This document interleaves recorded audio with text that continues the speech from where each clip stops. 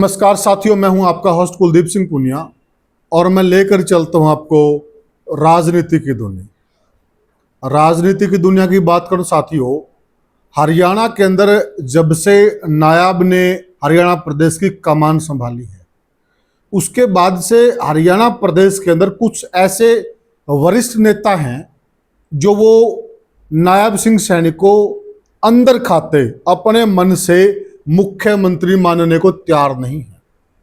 ये दूसरी बात है कि जनता ने उनको मुख्यमंत्री मान लिया है, उनके नेतृत्व में बहुमत भी दे दिया है, परंतु बीजेपी के अंदर आज भी ऐसे सिरमौर हैं, ऐसे नेता हैं जो अंदर खाते वो सैनी को जूनियर नेता ही मानते हैं और उनके कई मौकों पर अनेक प्रकार के बयान भी आते रहते हैं। तो क्या बीजेपी के अंदर खाते कोई खिचड़ी पक रही है? क्या नायब सिंह सैनी को हटाया जा सकता है? इन चर्चाओं को बल मिला जब आरती ने कुछ नेताओं को डिनर पर बुलाया और डिनर डिप्लोमेसी हुई। और हिंदुस्तान में इतिहास गवाह रहा है कि हमारे जो राजा लोग थे उनके यहाँ भी दावतों पर बड़ी चर्चाएं होती थी और दावतों पर कई रियासतों के नक्शे बदल गए हैं। तो क्या इस दावत का बड़ा खेला होगा? अंदर खाते कुछ सेट हो गया है, समय के बाद वो बाहर आएगा और कुछ बड़ा खेला होगा। उसके बाद एक नेता है, उनको मौका मिल जाए, जिस प्रकार से जमीन में जब बीज पड़ा होता है और जब मानसून आती है तो पौधा उगाता है, तो हमारे अनिल विज साहब की स्थिति कुछ ऐसी ही है। इनको मौका चाहिए, ये नहले पे दैला मारने से नहीं चूकते हैं, लेकिन कर क्या पाते हैं ये आपको भी मालूम है, हमें भी मालूम है। अब दोबारा से उनका भी एक बयान आया है, तो इन सारी बातों को लेकर चर्चा करेंगे। और हमारे साथ जुड़ गए हैं वरिष्ठ पत्रकार और राजनीतिक विश्लेषक प्रद्युमन जोशीला जी। प्रद्युमन भाई राम राम। राम राम जी, सभी दर्शकों को नमस्कार, राम राम। प्रद्युमन भाई, जो खिचड़ी पक रही है जी, क्या ये खिचड़ी असल में पक भी पाएगी? क्या ये जो दावत की खिचड़ी है जी, इस दावत की खिचड़ी का कोई लंबा चौड़ा असर होगा? अंदर खाते कोई चीजें चल रही हैं, बाहर नहीं आ रही हैं, और अनिल विज ने भी कह दिया कि मुझे भी बुला लिया होता, वो तो तैयार ही बैठे रहते हैं। क्या मतलब और मायने इन बातों के? देखो, अगर हरियाणा प्रदेश की हम राजनीति की बात करें जी, तो यहाँ के नेता बाकी जो राज्य हैं जी, उनके मुकाबले राजनीतिक महत्वाकांक्षा ज्यादा रखते हैं, इसमें कोई दो राय नहीं। और उसका कारण भी ये है कि हम राष्ट्रीय राजधानी के बिल्कुल साथ लगे। हाँ, यस। यहाँ बच्चा बच्चा जो है राजनीति में इंटरेस्ट लेता है। अब जो बात है कि आज तक हरियाणा बनने के बाद से लगभग जितनी सरकारें बनी तो ज्यादातर सरकारों में कोई ना कोई मंत्री मुख्यमंत्री के खिलाफ बयानबाजी करता रहता है। बिल्कुल ठीक कहा। ठीक है, बहुत बार उसका पद चला जाता है, कई बार जो है मुख्यमंत्री कुर्सियां भी चली जाती हैं। अब अनिल विज और राव इंद्रजीत सिंह, ये मैं बहुत एक तार्किक बात बता रहा हूँ कि प्रदेश में ये वो दो नेता हैं जो सीनियरिटी में और नेताओं के मुकाबले ज्यादा आगे हैं। सच्चाई भी है। और नायब सिंह सैनी आज जो मुख्यमंत्री हैं, बीजेपी के और जितने बड़े चेहरे, चाहे वो कैप्टन अभिमन्यु हो, ओम प्रकाश धनखड़ हो, रामविलास शर्मा हो, ये सब या तो खुदे लाइन लग गए या चुनाव हार करके जो है राजनीतिक रूप से आसिये पर चले गए। और बाकी जो मंत्री हैं उनमें भी आप ये देखिए, जितने मंत्री हैं, 13 मंत्री हैं, मैं बाकायदा नाम लेकर के बताता हूँ कि उनमें से कई तो ऐसे हैं जो पुराने भाजपाई नहीं हैं। और बीजेपी की एक बड़ी खास बात यह है कि यहाँ 5, 7, 10 साल रमना पड़ता है पहले। 10 साल के बाद भी बीजेपी वाले कई बार अपना नहीं मानते। और ये उदाहरण चौधरी बीरेंद्र सिंह डूमरखा बार बार देते हैं। वे हमने 10 साल आड़ा गोड्डे घिसरा लिए, मैं खुद मंत्री रह लिया, उनकी धर्मपत्नी जो है वो कहते हैं मेरी धर्मपत्नी जो है विधायक रह ली, मेरा बेटा एमपी रह लिया, फिर भी बीजेपी नहीं मान रहे हमने। भाई, जब आप छोटे थे ना जी, ध्यान हो तो ट्रैक्टर लेके आते थे अपने जी, और उस ट्रैक्टर को ना शुरू में खेत में नहीं लेके जाते थे, उसमें तेल डालकर टंकी फुल करके रिश्तेदारी हम घूमने जाया करते, उधर रमा कराया करते, बिल्कुल बोले रमा करा, हाँ घुमाया करते उसने। बिल्कुल बिल्कुल। तो क्या ये बीजेपी वाले भी इस प्रकार से नेताओं को बड़ा घुमाते बिल्कुल हैं? बिल्कुल, ये पूरा घुमाते हैं और पूरा यूज करते हैं उनको, खूब बाय के देखते हैं। हाँ। फिर यूं देखा भाई इसमें कि मेरे को तंत है को नहीं, धुमा ठीक है? देवा कि नहीं हाँ। देता। फिर जो मैं कैबिनेट की जो बात कर रहा था जी। कि इस कैबिनेट में कई मंत्री तो ऐसे हैं, अब रणबीर गंगवा है, वो जो है 6.5 साल पहले या 6 साल कह सकते हैं हम, 6 साल पहले बीजेपी में आए, ठीक बात है। ठीक है। कृष्णलाल पंवार है, वो भी कोई बहुत पुराना बीजेपी का नेता नहीं है। अरविंद शर्मा है जो मंत्री हैं, वो भी कुछ एक समय पहले बीजेपी में आए हैं जी। तो आरती राव है, श्रुति चौधरी है, ये जो मंत्री बना रखे हैं बहुत से तो नए नवेले, ये वाजपेयी नहीं हुए अभी तक। कुछ एक ऐसे हैं जो बीजेपी में हैं लेकिन उनकी बहुत ज्यादा लंबी चौड़ी हिम्मत नहीं है, जैसे महिपाल ढांडा है, मुख्यमंत्री खिलाफ बोलने की हिम्मत नहीं है, ठीक कहा आपने। ठीक है। कृष्ण बेदी है, नहीं बोल सकते, पुराने वाजपेयी हैं दोनों, लेकिन नहीं बोल सकते। और भी कई नेता हैं इस तरह के। एक नेता पूरी कैबिनेट में ऐसा है जिससे मुख्यमंत्री को कहीं ना कहीं ये लगता है कि भाई ये कभी भी ब्लास्ट कर सकता है जी, और वो उस चीज का आदी भी है। बिल्कुल बिल्कुल। और सबसे बड़ी बात यह है कि उस आदमी ने नायब सिंह सैनी को वहां का जिला प्रधान भी बनवाया हुआ है। बिल्कुल। उसको ये भी पता है कि भाई नायब सिंह सैनी भी कितना तंत है। ठीक बात है। और जब नायब सिंह सैनी को मुख्यमंत्री बनाया गया तो उस समय वही वो मंत्री थे जो मीटिंग को छोड़ करके गए थे जी। उन्होंने उनकी कैबिनेट में शपथ भी नहीं ली। शपथ भी नहीं ली। उन्होंने यहाँ तक कहा कि भाई मैं जो है ये तो मैंने जिला प्रधान बनवाया था अम्बाड़ा का। और रियलिटी भी है, ठीक है, सच्चाई है, सच्चाई भी है। जो मैं अक्सर एक बात कहता हूं कि कोई भी नेता अपने से पावरफुल को अपने नीचे अगर पद दे देता है तो फिर चलाना बड़ा टेढ़ा काम हो जाता है, क्योंकि वो पावरफुल तो ये समझता है अनुभवी कि भाई मैं ये सब कुछ हूं, और मुख्यमंत्री होता है संवैधानिक रूप से वो बड़ा। बिल्कुल। फिर क्या हुआ, जब विधानसभा का चुनाव का परिणाम आना था उस समय भी अनिल विज ने एक बयान दे दिया कि भाई अब अगली मुलाकात मुख्यमंत्री निवास पर होगी जी। मुख्यमंत्री नहीं बनाई गई। जो शख्स असली टीस समझो उनकी क्या है, अनिल विज की असली टीस ये है कि जो शख्स मनोहर लाल खट्टर की कैबिनेट में गृह मंत्री हो, अच्छा, और आज उसको बिजली और परिवहन विभाग दे रखे हैं जी, कहीं ना कहीं नीचे कर रखे, डिमोशन है। ठीक है, होना क्या चाहिए था, होना तो अपग्रेड चाहिए था, अपग्रेड चाहिए था, लेकिन कर दिया उन्होंने नीचे। वो टीस है उनको, इसमें कतई कोई दो राय नहीं। दूसरी उनको एक टीस ये भी है, मैं जो समझ पा रहा हूं, कि जब मनोहर लाल खट्टर मुख्यमंत्री थे तो वो संघ के प्रचारक भी रहे, बीजेपी में भी बड़े सीनियर नेता रहे, कहीं ना कहीं अनिल विज से भी उनकी सीनियरिटी थी, उम्र का भी एक जो है फर्क था, और एक अगली बड़ी बात यह है कि वो उनके घर ही जिले से नहीं थे। ठीक है। अब नायब सिंह सैनी तो खुद अम्बाड़ा से हैं, जिस जिले में मुख्यमंत्री बन गया, कोई कई मंत्री बने जाओ, अफसर तो मुख्यमंत्री की मानेंगे। ठीक बात है, ठीक है ना। तो मुख्यमंत्री सबसे पावरफुल, तो उनको तो है वो टीस। दूसरी राव इंद्रजीत, राव इंद्रजीत का आज का नहीं है, ये हमेशा की, मैं उनकी जो पिछले 20-30 साल की राजनीति को अगर देखें तो एक तो लोगों के मन में ये नहीं रहना चाहिए कि राव इंद्रजीत सिंह अनबीटन है, वो हारे भी है चुनाव, लोकसभा का सुधा यादव से हारे, वो जो है विधानसभा का राव नरबीर से हारे, जगदीश यादव से हारे। और एक मैं बड़ी गजब बात बताता हूँ राव इंद्रजीत सिंह की, पूरे राजनीतिक कैरियर को उनको उठा के देख लो, जब पार्टी की हवा होती है तो जीत जाते हैं, और पार्टी के खिलाफ हवा हो तो हार जाते हैं चुनाव। ठीक बात है, ठीक है ना, ठीक बात है। तो यानी कि पार्टी की बैसाखियों के सहारे पर वो आगे बढ़ते हैं, उसके सहारे बढ़ते हैं, फिर वो पार्टी को ही आंख दिखाते हैं, कांग्रेस में थे तो कांग्रेस वालों को आंखें दिखाने लगी, अब बीजेपी में तो बीजेपी वालों को भी दिखाने लगी। उनको ये समझ नहीं आ रहा कि वो चाहते तो हैं कि अपने पिता के बाद वो प्रदेश के मुख्यमंत्री बने, अहिरवाल के वो दूसरे शख्स बने, लेकिन उसके लिए मेहनत कर नहीं रहे। अहिरवाल की 11-12 सीटों को अगर छोड़ दें, जिसमें गुड़गांव की 4 होगी, रेवाड़ी की 3 होगी, 4 और 3 7, और 4 होगी महेंद्रगढ़ की, 11 सीट तो होगी ये, और 3 सीट होगी नू की, क्योंकि वहां से वो एमपी हैं। जी जी।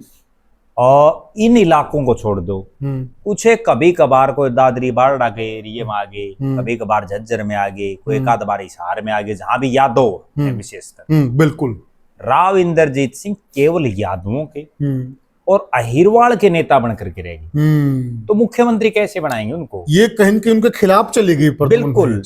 मैं एक बड़ी गजब बात बताता हूँ, उनके पिता में और राव इंद्रजीत में ये अंतर है।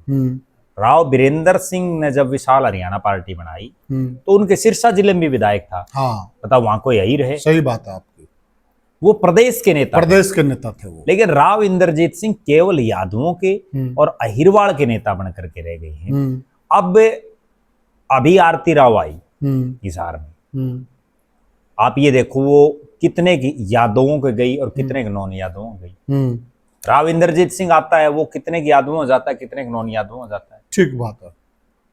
मुख्यमंत्री तो 36 बिरादरी का होना चाहिए। बिल्कुल सही बात है। ठीक है, राव इंद्रजीत सिंह को पूरे हरियाणा प्रदेश में घूमना चाहिए। केंद्र में मंत्री हैं, कोई छोटी चीज थोड़ी है। उनकी बेटी प्रदेश की मंत्री क्यों नहीं घूम रहे? बिल्कुल सही बात है। तभी तो चेहरा बनेंगे। अब उनको चंडीगढ़ की तो कुर्सी चाहिए और वो चुनाव लड़ लेते हैं दिल्ली जाने वाली। मतलब बस में जाना है चंडीगढ़ और टिकट ले लेते हैं दिल्ली की, तो बताओ वो दिल्ली वाली चंडीगढ़ कैसे जाएगी? बिल्कुल ठीक। हुड्डा साहब की चली गई एक बार, तो यूं थोड़ी ये सारा चली जाएगी। ठीक बात। ये इस बार नायब सिंह सैनी की चल गई, MP थे, बना दी, लेकिन हर बार थोड़ी होगा। बिल्कुल। तो सबके लिए नहीं होगा। दूसरी एक बड़ी गजब बात ये भी है कि चाहे नायब सिंह सैनी हो, क्या वो केवल अम्बाड़ा के नेता थे? क्या केवल वो सैनियों के नेता थे? नहीं। ठीक है, उनका फेस नहीं था बड़ा, लेकिन उनको जो बुला लेता था जाते थे। मनोहर लाल खट्टर की भी यही बात थी। बिल्कुल बिल्कुल। जो बुला लेता वो चले जाते। नहीं, इस मामले में तो देखो, दोनों चाहे खट्टर हो और चाहे सैनी साहब हो, दोनों इस मामले में बड़े अच्छे हैं। बिल्कुल, ये तारीफ की बात है। बिल्कुल, कि वो ज्यादा कास्टिज्म नहीं करते हैं। अब एक चीज नहीं समझ में आ रही इंद्रजीत सिंह की, कि वो डिनर पर बुलाते हैं कांग्रेस की विधायिका को तो बुला लिया, और खुद जो उनकी लोकसभा क्षेत्र के बादशाहपुर हल्के से विधायक, उनको नहीं बुलाया, राव नरबीर सिंह को। ठीक बात है। और बड़े बड़े नेता हैं, बड़े नेता, उन्होंने उनको हरा भी रखे है, उनके पिता भी मंत्री रहे हैं। ठीक है ना? सही बात है। लेकिन उनको नहीं बुलाया। दूसरी बात, अगर नांगल चौधरी के MLA को बुला लिया, तो फिर नांगल चौधरी से जो बीजेपी के प्रत्याशी थे उनको भी बुला लेते। वो भी नहीं बुलाया। बिल्कुल। ठीक है ना कहीं पार्टी एक एक चीज को देख रही है कि कौन नेता क्या कर रहा है, निगाह सब पे। और मैं आज एक बात ये भी बिल्कुल क्लियर बता दूं कि अब वो समय जा लिया जब बीजेपी को राव इंद्रजीत सिंह की जरूरत थी। आज बीजेपी ने अहिरवाड़ में बहुत नेता पैदा कर दिए। बिल्कुल ठीक बात है। बिल्कुल ठीक है ना? बिल्कुल। भूपेंद्र यादव इसी गुड़गांव जिले से तो हैं। बिल्कुल। वो केंद्र में मंत्री, भले वो राजस्थान से MP हैं, बिल्कुल, लेकिन केंद्र में मंत्री बना रखे हैं। और एक और देखे ना प्रद्युम्न भाई जी, भूपेंद्र यादव को अगर राष्ट्रीय अध्यक्ष नहीं बनाया जा रहा, सबसे बड़ा रोड़ा यही है जी। यहाँ राव जी बिट्टो कर देते हैं जी। अगर उनको राष्ट्रीय अध्यक्ष बना दिया तो बड़े नेता हो जाएंगे जी, क्षेत्र के भी बड़े नेता हो जाएंगे, तो मैं तो वैसे ही नीचे आ जाऊंगा जी। तो ये जो अड़चने हैं, ये अड़ंगा है, ये कहां तक जायज है? देखो ऐसा है, बीजेपी देख रही है, वेट एंड वॉच, और राजनीतिक आदमी असली वही होता है जो बोलता नहीं बल्कि करके दिखाता है। बिल्कुल। और मैं ये बात मानता हूं कि जब भी मंत्रिमंडल का विस्तार होगा तो राव इंद्रजीत सिंह की छुट्टी होगी, इसमें कोई दो राय नहीं। अच्छा। क्योंकि एक घर में 2 पद दे रखे हैं। ठीक है, बेटी उनके हरियाणा में मंत्री है, खुद वो केंद्र में मंत्री है, तो उनकी छुट्टी होगी, इसमें कोई दो राय नहीं लग रही। प्रमोशन नहीं होगा। प्रमोशन तो छोड़ दो, प्रमोशन तो ये है कि वो 6 बार के सांसद हैं, उनके पिता मुख्यमंत्री रहे हैं, पिता केंद्र में मंत्री रहे हैं, और उनका 12-13 सीटों पर तो प्रभाव है, इसमें तो कोई दो राय नहीं। 12-13 पे तो है, प्रभाव तो है। ठीक है, उसके बावजूद उनको राज्य मंत्री बना रखे हैं, जबकि उनसे जूनियर भूपेंद्र यादव भी बहुत जूनियर है, उनसे जूनियर है, वो कैबिनेट के मंत्री हैं, बहुत बना रखे हैं, जिसकी टीस है राव साहब को, वो बार बार बोलते भी हैं मुझसे जूनियर लोगों को केंद्र में कैबिनेट मंत्री बना रखे हैं। तो उस चीज की तो देखो निश्चित रूप से है, लेकिन मुझे अब ये लग रहा है कि विकल्प बीजेपी तैयार कर दिए, बीजेपी धीरे धीरे विकल्प तैयार कर देती है। जैसे कुलदीप बिश्नोई बीच मुगालते में थे कि मेरे बगैर काम नहीं चलेगा, बहुत नेता थे, और जमीन ले गए वो आप और मेरे हिसाब से ऐसे भी यादव वोट की जो जमीन है ना, वो बिल्कुल धीरे धीरे बीजेपी में शिफ्ट हो गई है। अब चौधरी वीरेंद्र सिंह थे, केंद्र में मंत्री बनाया, उनको ही वहम हो गया, कांग्रेस में चले गए, तो बीजेपी के पास और विकल्प मिल गया। विकल्प तो अपने आप आ जाता है, लोग तैयार तो बैठे हैं। बिल्कुल जी, राष्ट्रीय पार्टी बड़ी आप पार्टी है। एक चीज देखो, बड़ी गंभीर मैं बात बताऊं, इस चीज से हम अंदाजा लगा सकते हैं कि राव इंद्रजीत सिंह की क्या लोकप्रियता अब है आज के दिन। किसी समय वो नेता बड़े रहे, वो एक अलग बात है। नेताज भी बड़े हैं। आज लोकप्रियता का पैमाना ये है कि भारतीय जनता पार्टी की टिकट लेकर के नरेंद्र मोदी, जिसका सबको ये लग रहा था कि नरेंद्र मोदी प्रधानमंत्री बनेंगे, उसके बावजूद एक अर्बन सीट, एक राज बब्बर, अर्बन सीट, बिल्कुल अर्बन सीट, एक राज बब्बर जिनका कोई लेना देना उस क्षेत्र से ही नहीं, और उन्होंने उनको बुरी तरह से जो है टक्कर, जबरदस्त टक्कर दी, बुरी तरह से फंसा दिया। बिल्कुल फंसा दिया था। ठीक है, अगर राज बब्बर की जगह कोई लोकल यादव कैंडिडेट होता, क्या हालात बनती? सही बात है। दूसरी बात,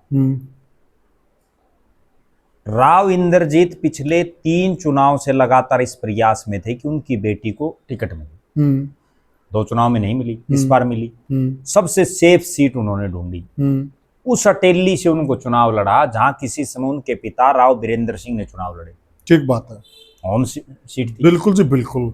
और उस अटेली की सीट और खुद वो डेरा डालने बैठे थे, उसे बाहर नहीं निकल पाए। वो डेरा डाले नहीं, बल्कि बहुत कुछ हुआ उसमें। उस अटेली की सीट पर उनको एक ठाकुर अतरलाल है, जो बीएसपी के कैंडिडेट, उन्होंने ना कुछ नहीं चबुआ दिए।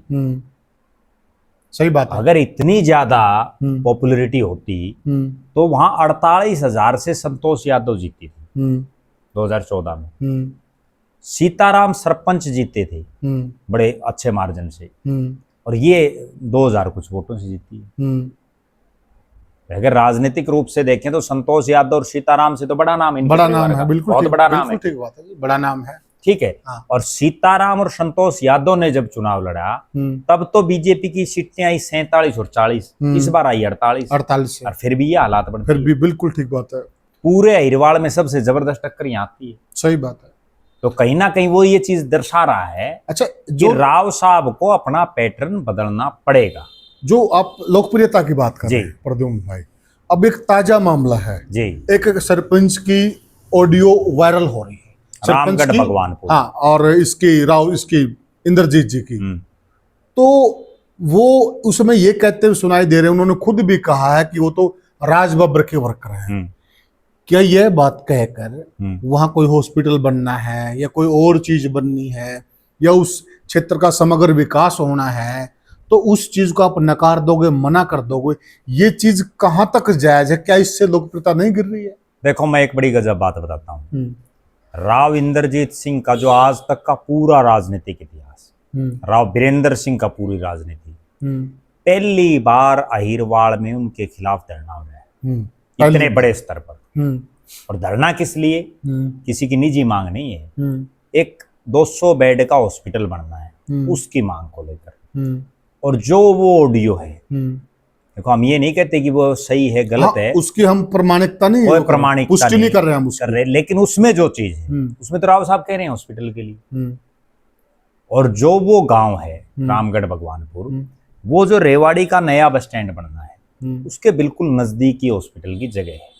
सरकारी हॉस्पिटल में कौन आते हैं? ऑडी मर्सिडीज वाले तो नहीं आते ना, गरीब तब वो लोग आते हैं जो बसों में बैठ के आते हैं। सही कहा। और उनके लिए सबसे नजदीक ये है कि बस स्टैंड के नजदीक अगर हॉस्पिटल हो तो उसी का फायदा है। आप देखो, इजी भी रहेगा और उनको सस्ता भी पड़ेगा। कहीं भी आप नजर उठा लो, बस सरकारी जो हॉस्पिटल है जिले का, पुराने वो ज्यादातर बस स्टैंड के नजदीक हिसार का देख लो, बिल्कुल सही कहा, ठीक है, बिल्कुल। तो वो कहीं ना कहीं इसीलिए है कि ताकि लोग जो बसों में आए और वो तुरंत अपना इलाज कराएं। भिवानी का भी जो पुराना था वो बहुत हर जगह कहीं का भी हो, ठीक है।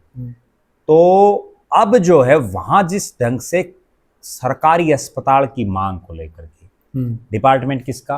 राव इंद्रजीत सिंह की बेटी का, स्वास्थ्य मंत्री वो, उनको तो ये कहना चाहिए भाई 200 बेड का तो यहाँ बनवा रहे हैं रामगढ़ भगवानपुर में, और बताओ कहाँ बनवाना वहीं बनवा बिल्कुल ठीक, मौका मिला हुआ है खुद मंत्री। बिल्कुल। आप एक चीज और देख लो, नायब सिंह सैनी यानी मुख्यमंत्री के बाद सबसे पावरफुल आज के दिन अगर कोई है बीजेपी में तो राव इंद्रजीत का परिवार है, क्योंकि खुद बाप मंत्री, बेटी प्रदेश में मंत्री, और बताओ और क्या चाहिए।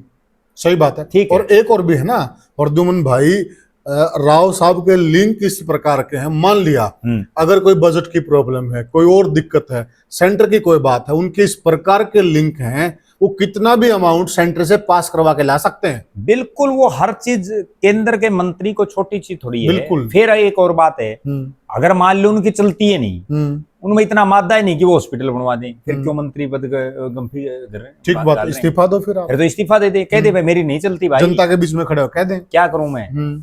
लेकिन नहीं, केवल और केवल यूं कहना। अब मेरे को तो एक बड़ी अचंभे की बात लग रही है, 60% ने तो बोला मेरे को वोट दिए, 40 ने राज बब्बर को दे दिए, 60% ने दे रखे हैं। दूसरा, मैं एक बड़ी तार्किक बात कहता हूँ फिर तो मतलब ये खुद ही समझ में आएगा, खुद अपने मुंह से बोल दिया, लोग तो ज्यादातर उसी की तरफ है। एक बड़ी तार्किक बात मैं बताता हूँ। उन्होंने ये कहा कि राज बब्बर का तो उस गांव से कोई लेना देना ही नहीं था, तो भी वो 40% ले गया। मैं उसके अपोजिट एक बात पूछता हूँ, आरती राव कितनी बार अटेली में आई थी चुनाव से पहले, और वो जीत गई, जबकि वो ठाकुर अतरलाल ने गोड्डे घिसरा ली, उन्हें सारी जिंदगी होगी गोड्डे ने। ठीक बात है। कौन जीत्या? ठीक है ना, ये कोई पैमाना थोड़ी है।